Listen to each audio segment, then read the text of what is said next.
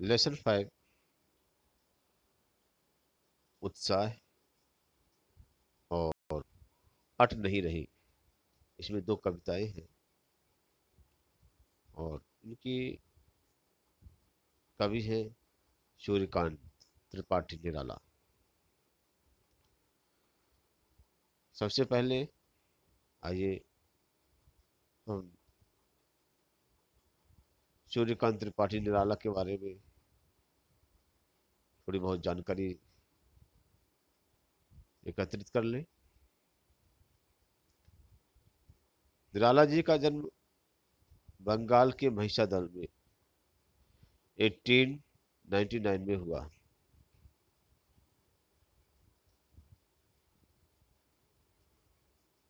वास्तव में जो ये यूपी के उन्नाव के रहने वाले थे,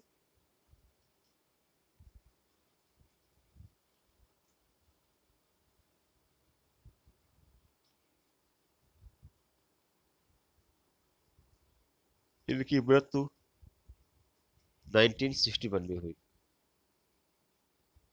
इनकी मुख्य रचनाएं अनामिका, परिमल, गीतिका, कुकुरमुत्ता और नए पत्ते।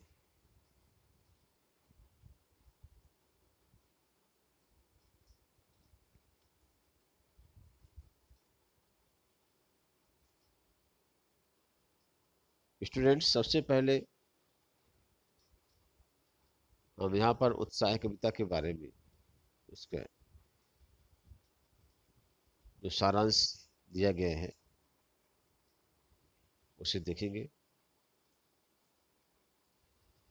उत्साह एक आह्वान गीत है। आह्वान मीन्स पुकारना, बुलाना, ललकारना, जो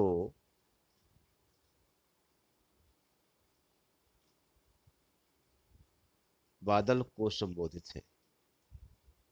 बादल का प्रिय विषय, यहाँ पर बादल निराला जी का क्या है, प्रिय विषय। कविता में बादल एक तरफ पीड़ित प्यासे आम आदमी की इच्छाओं को पूरा करने वाले हैं, तो दूसरी तरफ वही बादल नई कल्पना, नए अंकुर के लिए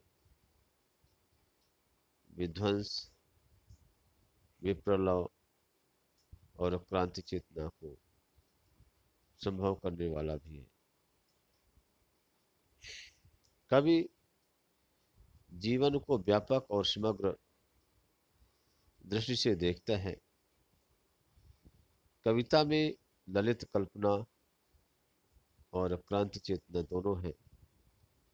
सामाजिक क्रांति या बदलाव में साहित्य की भूमिका महत्वपूर्ण होती है।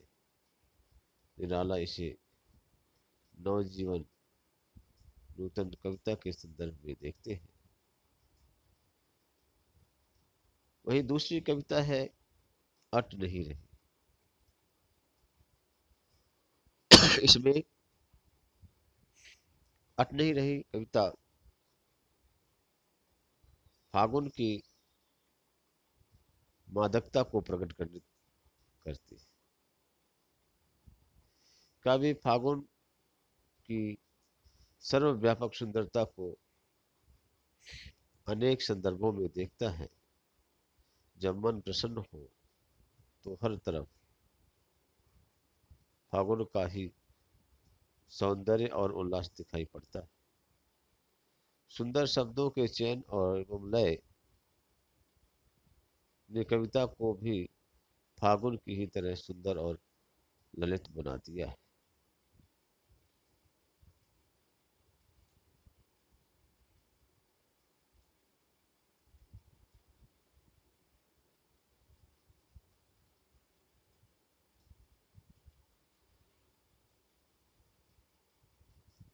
बच्चों, ये तो हुआ आपने अभी देखा इन दोनों कविताओं का केंद्रीय भाव। अब सब आगे चलते हैं। उत्साह। उत्साह जैसे कि आपको मालूम है उत्साह कब होता है? हर्ष और उत्साह का माहौल कब होगा?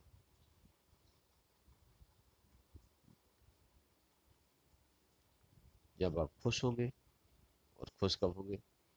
जब आपकी इच्छाओं की पूर्ति होगी। ठीक है। तो जब इच्छाओं की पूर्ति होगी, आपके अनुरूप वातावरण होगा, तब आप में एक नया उत्साह, नया जोश आएगा।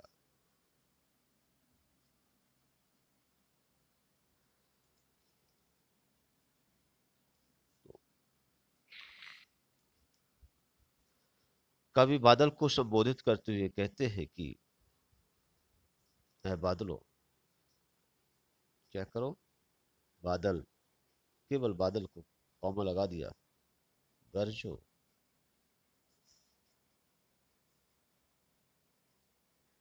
बादलों को क्रांति दूत के रूप में निराला जी ने चित्रित किया है। यहाँ पर बादलों को कह दिया गया बादल गरजो। कैसे गरजो?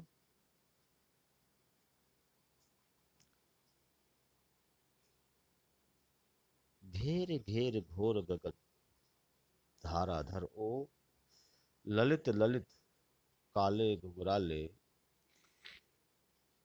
बाल कल्पना कैसे पाले, विद्युत छवि उर्मी, कवि नवजीवन वाले, वज्र छिपा नूतन कविता, फिर भर दो बादल गरजो। घोर का मतलब होता है भयंकर। गगन मतलब होता है आकाश। धाराधर विष होता है बादल। ललित मतलब होता है सुंदर। विद्युत छवि मतलब होता है बिजली की जैसी शोभा या सुंदरता। और मतलब होता है हृदय। वज्र मतलब होता है कठोर या भीषण। और नूतन मतलब होता है नए। तो कवि यहाँ पर कह रहे हैं कि ऐ बादलो, क्या करो? गरजो। ऐ बादल यहाँ पर क्रांति का संदेशा दे रहा है। कवि कवि के द्वारा क्या दिया जा रहा है? क्रांति का संदेशा दिया जा रहा है। और कवि बादलों से क्या कह रहे हैं? ऐ बादलों, क्या करो तुम? गर्जना करो, दहाड़ो।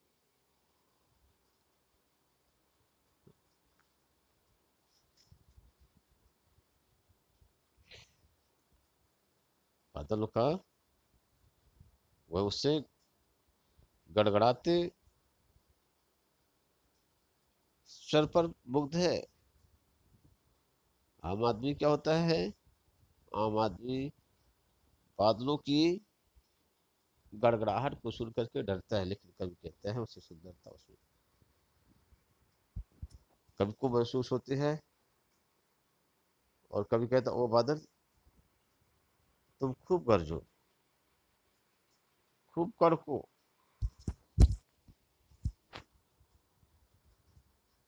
तुम अपनी भयंकर गर्जना से इस आकाश को घेर लो।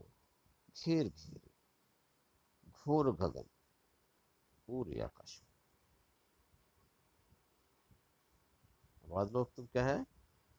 पूरे आकाश को घेर लो और भयंकर गरजो।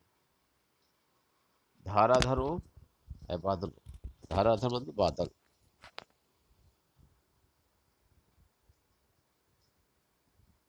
और क्या है? ललित ललित काले घुंघराले। कभी कहते हैं कि देखो, सुंदर सुंदर काले घुंघराले बाल कल्पना, ये क्या है? बाल मतलब बाल होता है, बाल, केस, हेयर। कभी कहते हैं देखो तुम्हारे बाल कितने सुंदर काले काले रंग के और घुंघराले हैं। क्या बादलों, तुम्हारे बाल कितने सुंदर हैं, कितने काले काले हैं, कितने घुंघराले घुंघराले हैं। कल्पना कैसे पाले और कल्पना के विस्तार के समान घने।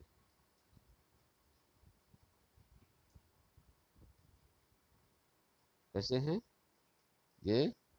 कल्पना के विस्तार के समान घने।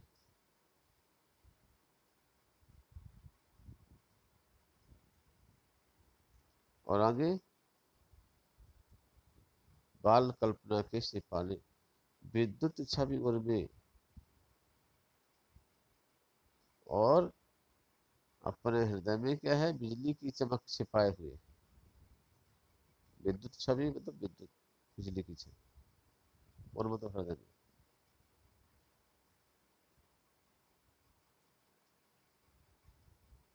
कवि, नव जीवन हमारे। कवि से कह दिया उन्होंने, कभी यहाँ पर बता था कि बादलो तुम क्या है, कवि के समान हो, अब जो कि तुम अपने हृदय में बिजली की चमक छिपाए हो और संसार को नया जीवन देने वाले हो, कवि हो तुम। विद्युत छवि में तुम्हारे हृदय पे बिजली है, ठीक है, तुम्हारे हृदय में नया, कवियों की तरह नया जीवन देने की क्षमता है। वज्र छिपा, ठीक है, तुम बिजली की चमक के साथ साथ, ये तो बता ही दिया गया है। अब यहाँ पर अपनी भावनाओं में वज्र छिपा करके, वज्र छिपा माने यहाँ पर वज्र मतलब होता है गदा जैसे होता है, ठीक है, तो वज्र मतलब होता है कठोरता।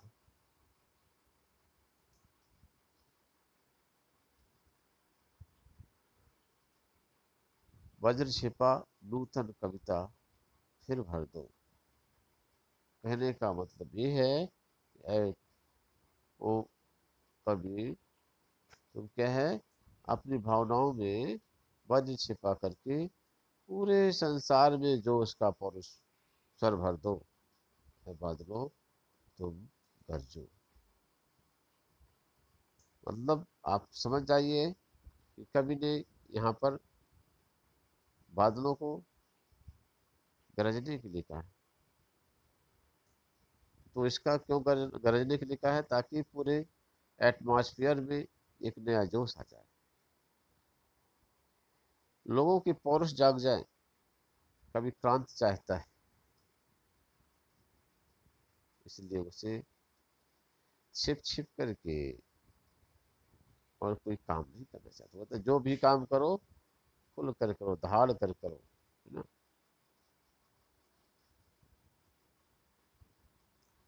कभी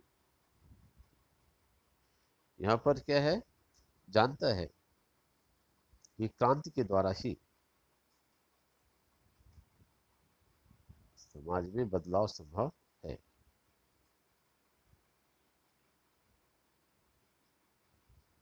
विद्युत छवि में इसका मतलब ये होगा कि बादलों के भीतर बिजली की चमक कौंधती है ना, तो इसका मतलब है कि बादलों में क्रांति की कड़क और शक्ति होती है।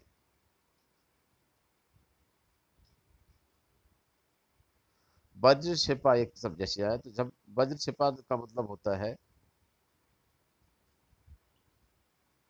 कि कवि के हृदय में जैसे उथल पुथल करने की क्रांतिकारी शक्ति होती है, कवि के हृदय में जैसे क्या है, विध्वंसकारी क्षमता होती है।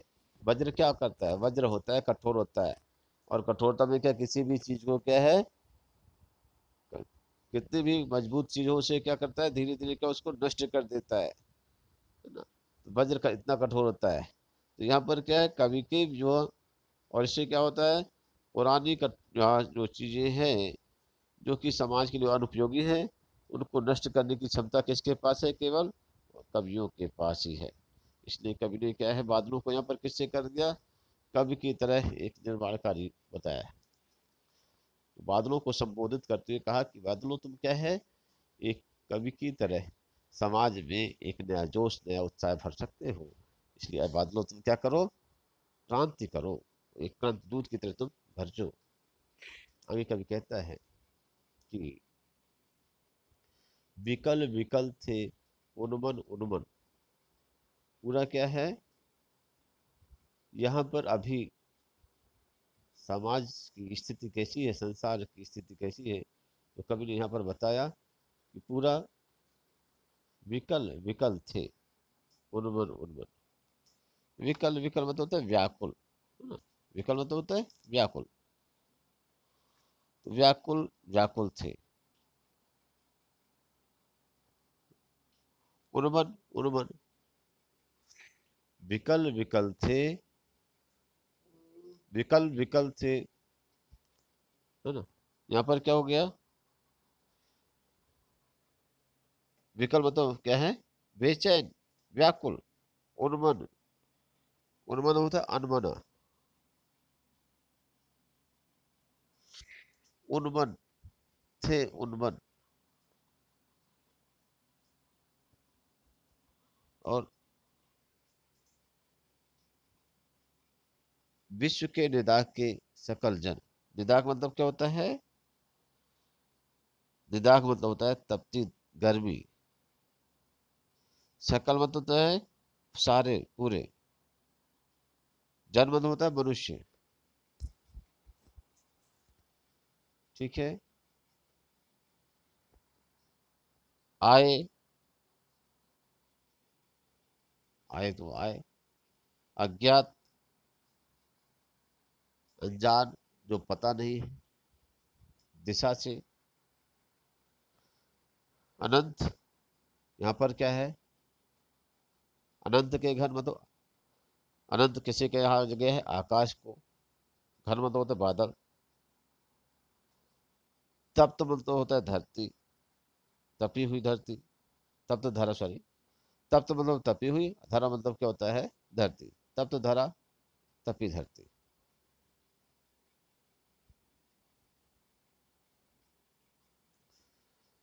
तो शीतल मतलब ठंडा। कवि के यहाँ पर कह रहे हैं कि बादल गरजो, विकल विकल उन्मन थे उन्मन, विश्व के निदाह के जन, आए अज्ञात दिशा में से अनंत के घन, तप्त धरा जल से फिर शीतल कर दो बादल गरजो, बादल गरजो। तो कवि यहाँ पर बादलों को संबोधित करते हुए कहते हैं कि चारों ओर बेचैन, क्या थी चारों ओर, बेचैनी थी, व्याकुलता थी। हर दुनिया में हर कोई परेशान था। उन्मन थे उन्मन, सभी मनुष्य क्या है, सभी मनुष्य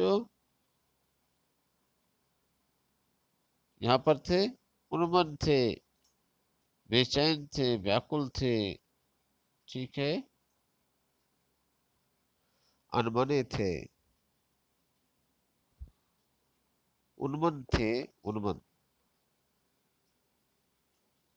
विकल विकल उन्मन थे उन्मन। यहाँ पर कभी यहाँ ये कहना चाहता है कि चारों ओर बेचैनी थी, चारों ओर व्याकुलता थी, हर मनुष्य परेशान था, लोगों के चेहरे में है, मन में उच्चाटन थी, या चेहरा में क्या है, उदासी थी, अनमने थे। विश्व के सभी लोग क्यों उदास थे? भीषण गर्मी के कारण से सभी दुखी थे। कभी ये कहना चाहते कि विश्व के निदान के सकल जन, दुनिया के सभी मनुष्य क्या है, वो गर्मी से व्याकुल थे। तभी क्या हो गया? तभी ना जाने कहां से आकाश में अनजान दिशा से ये बादल चले आए। आए अनंत दिशा से, सॉरी, आए अज्ञात दिशा से अनंत के घन। वैसे लोग परेशान थे तो अज्ञात दिशा से क्या है, ये बादल आ गए आसमान में। और पूरी धरती जब तप रही थी तो कभी क्या कह रहे हैं, तप्त धरा, धरती तपी हुई है। तो जब धरती तपी हुई है तो ऐ बादलों क्या करो, तुम खूब बरसो। तो इतना बरसो कि तपती हुई इस धरती में क्या है, पानी ही पानी भर जाए और इस धरती को शीतल कर दो। क्या कर दो, इसको बरस करके शीतल कर दो, ठंडा कर दो, लोगों को ठंडक पहुंचा दो। ऐ बादलों खूब बरसो। तो इस कविता का सांकेतिक अर्थ ये होगा कि संसार में चारों ओर हिंसा थी, कष्ट थे, दुख थे, लोग परेशान थे, अनमन और उदास थे। तब न जाने कौन छाया सा बन करके आया और दुख से पीड़ित धरती के लिए कल्याण और मंगल की वर्षा कर गया। कवि बादलों से यही प्रार्थना करता है कि ऐ बादलों, तुम खूब गरजो बरसो और दुख पीड़ित जनता को सुख प्रदान करो।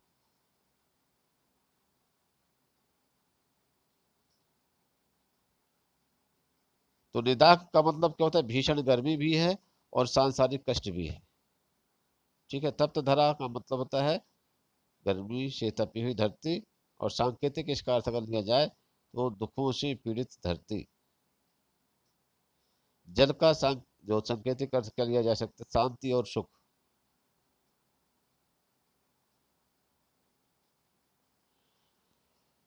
तो इस तरीके से बच्चों ये कविता बुरी हुई।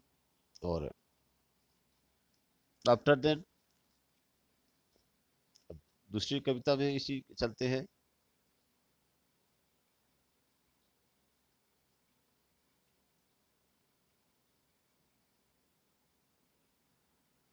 अट नहीं रही, अट नहीं रही, ये कविता भी निराला जी की ही कविता है। और जैसे कि मैंने इनका बताया कि अट नहीं रही, क्या समा नहीं रही है।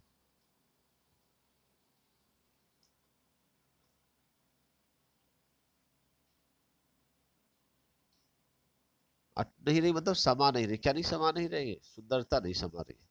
जब कोई चीज होती है, कभी यहाँ पर ये बताने का प्रयास कर रहे हैं कि भाई देखिए कि फागुन महीने की सुंदरता इतनी ज्यादा है कि कभी कहता है उसे क्या है, उसका वर्णन करना संभव नहीं है। उसे क्या है, उसे आपने समेटना, शब्दों में समेटना, शब्दों में बांधना क्या है, वो समा नहीं रही, शब्दों में समा नहीं रही इतनी। और उसके लिए क्या है,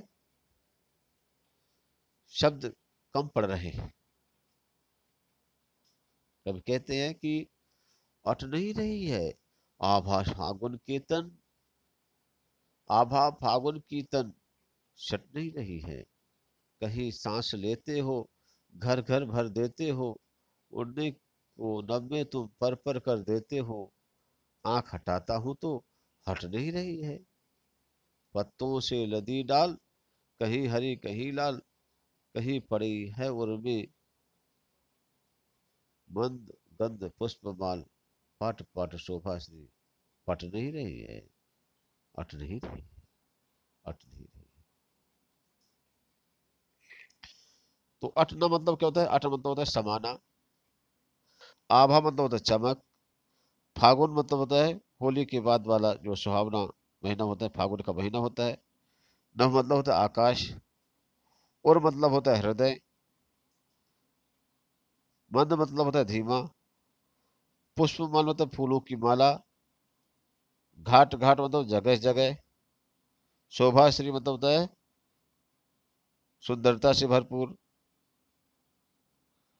पटना मतलब होता है समाना या भर जाना। तो कवि यहाँ पर कह रहे हैं कि पट नहीं रही, सॉरी अट नहीं रही है, और बाद में जा गया पट नहीं रही है। तो अटना पटना, अटना से जाकर के कवि ने पटना तक पहुंच गए कि अट नहीं रही है तो और पट नहीं रही है। कौन नहीं अट रहा है और कौन नहीं पट रहा है? सुंदरता नहीं है, समा रही है। सुंदरता को कभी भरना चाहता है, लेकिन सुंदरता उसके हाथों में या शब्दों में क्या उसे वो समेट समेट या सजो नहीं पा रहा है कभी, और इसलिए कभी कहते हैं, कभी फागुन महीने की मादकता, सुंदरता को अपने शब्दों में समेट नहीं पा रहा है।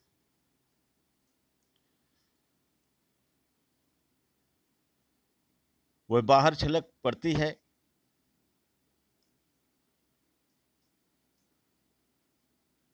फागुन की तन की कांति,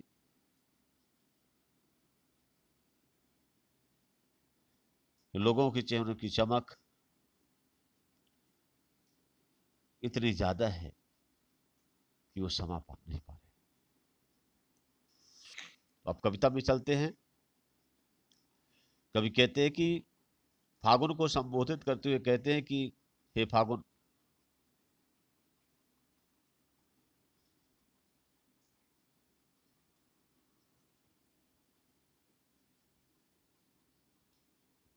तुम्हारी सुंदरता, तुम्हारी मादकता, तुम्हारी चमक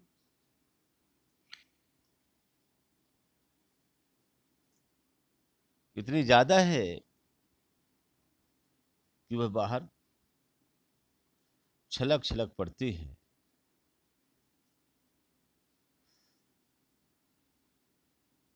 फागुन की कांति शरीर में समा नहीं पा रही है, इसलिए वह लोगों के चेहरों से झलक झलक पड़ती है। कहीं सांस लेते हो, घर घर भर देते हो, हे फागुन।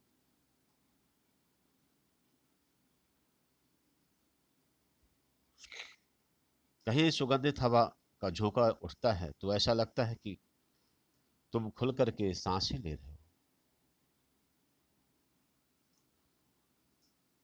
घर घर भर देते हो। तुम्हारी सुंदरता प्रत्येक घर में लहलहा रही है। उड़ने की नम तुम पर कर देते हो। लोगों के घरों में रंग बिरंगे फूल खिल उठे हैं,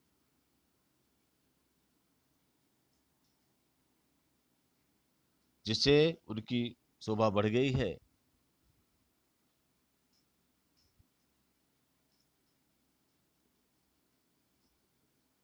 कभी कहते हैं कि तुम्हारे ऐसी मादकता है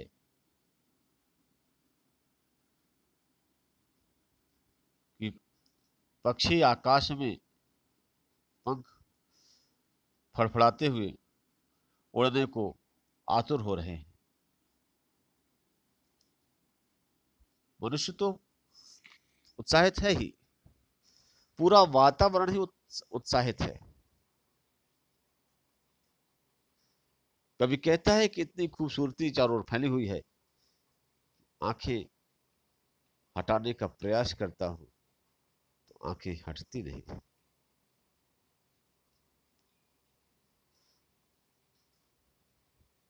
यहाँ पर क्या हो गया है कि पत्तों से लदी डाल, पेड़ों में नए नए पत्ते लदे हुए, डालियों में, पेड़ों की डालियों में नए नए पत्तों से डालियां क्या सुशोभित हो गई हैं, कहीं हरे हरे रंग की है तो कहीं कहीं पर लाल लाल रंग की कोपलें हैं। और उन हरे और लाल पत्तों के बीच में खिलते हुए फूल, ऐसा लगता है मंद मंद सुगंधित फूलों की माला उन पर पड़ी हुई है, पेड़ पौधों पर, अर्थात पेड़ पौधे फूलों से लदे हुए हैं। तो कवि कहता है कि जगह जगह, हर जगह, सर्वत्र इतनी ज्यादा सुंदरता है, शोभाश्री है, उसे पाटना चाहता है, उसे भरना चाहता है कवि, तो फिर भी वो उसे भर नहीं पा रहा, उसे समेटना चाहता है कवि शब्दों में, तब भी कवि कहता है मैं उसे समेट नहीं पा रहा हूं। अर्थात फागुन महीना इतना खूबसूरत है, इतना सुंदर है कि कवि कहता है कि मेरे पास उसकी सुंदरता को चित्रित करने का, शब्दों का जो तो शब्दकोश ही नहीं है, शब्दों में उसे वर्णित नहीं किया जा सकता है।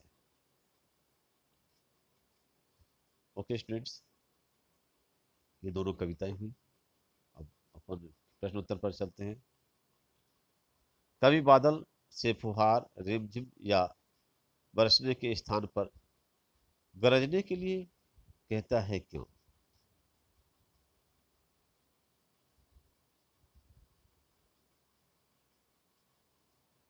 देखिए, कवि यहाँ पर बादलों से गरजने, यहाँ पर क्या है,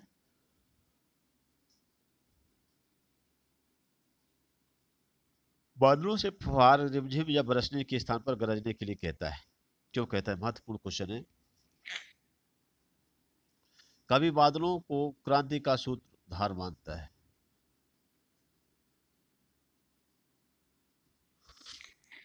इसलिए उनसे परुष दिखाने की कामना करता है।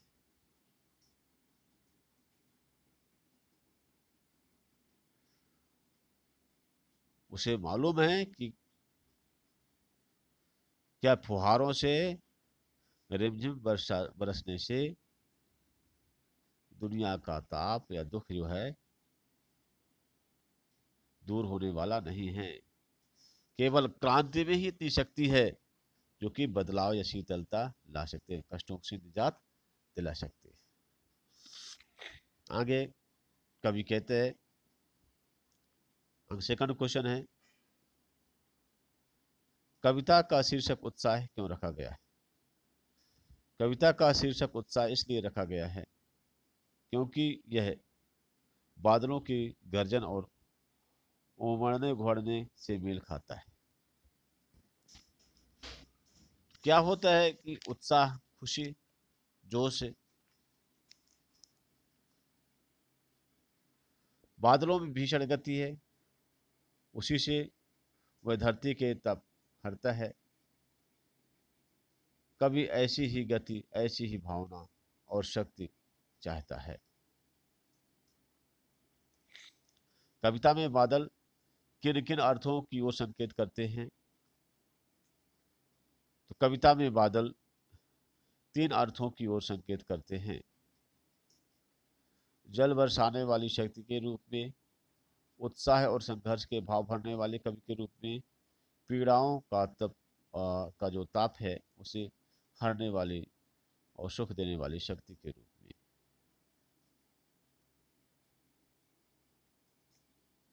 अट नहीं रही कविता में। चलते हैं तो क्वेश्चन नंबर इसका सेकंड है,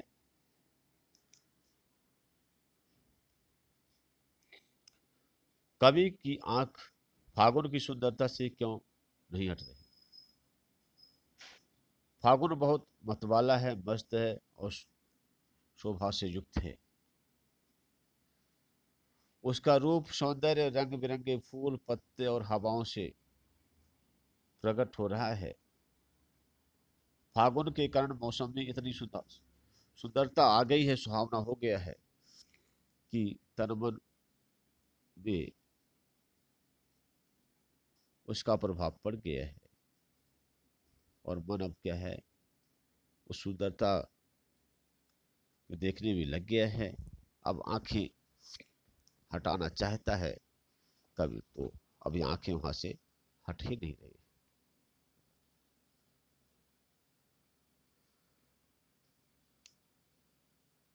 प्रस्तुत कविता में कवि ने प्रकृति की व्यापकता का वर्णन किन शब्दों में किया है। तो कवि ने प्रकृति की सुंदरता की व्यापकता का चित्रण करते हुए लिखा है कि हर जगह सुंदरता छलकती हुई दिखाई दे रही है। घर घर में उत्साह है, खुशी है। कवि जानबूझ करके उसे किसी एक दृश्य में नहीं बांधा है, बल्कि असीम दिखाया है। कहीं सांस लेते हो का आशय यह है कि कहीं मादक हवाएं चल रही हैं। घर घर में भरने से का मतलब अनेक रूप है। शोभा से का से भरना, फूलों से भरना, खुशी भरना, उमंग से भरना। उड़ने का मतलब बताया है यहाँ पर कि जिसके विस्तृत अर्थ है यहाँ पर के पक्षियों की उड़ान हो सकती है, मन की उमंग भी हो सकती है। और सौंदर्य से आंखों का ना हटना का मतलब है उसके विस्तार को और बताता है कि इतनी ज्यादा सुंदरता है कि जिसे बताया ही नहीं जा सकता। फागुन में ऐसा क्या होता है जो बाकी ऋतुओं में नहीं होता। तो फागुन में वातावरण बहुत ही सुहावना होता है। धरती पर सबसे अधिक फूल खिलते हैं। आसमान साफ सुथरा होता है। पक्षियों के समूह आकाश में विहार करते दिखाई देते हैं। वृक्षों में नए फूल पत्ते उगाते हैं, जो कि अन्य महीनों में नहीं होता।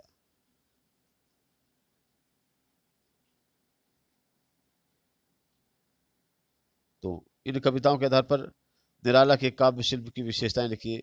निराला क्या है यहाँ पर, छायावादी कवि के रूप में। तो प्रकृति का चित्रण उन्होंने किया है।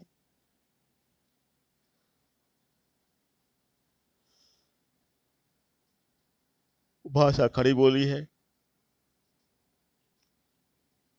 गीत शैली है। सांकेतिकता यहाँ पर यानी संकेतों के द्वारा अपनी बात को कहना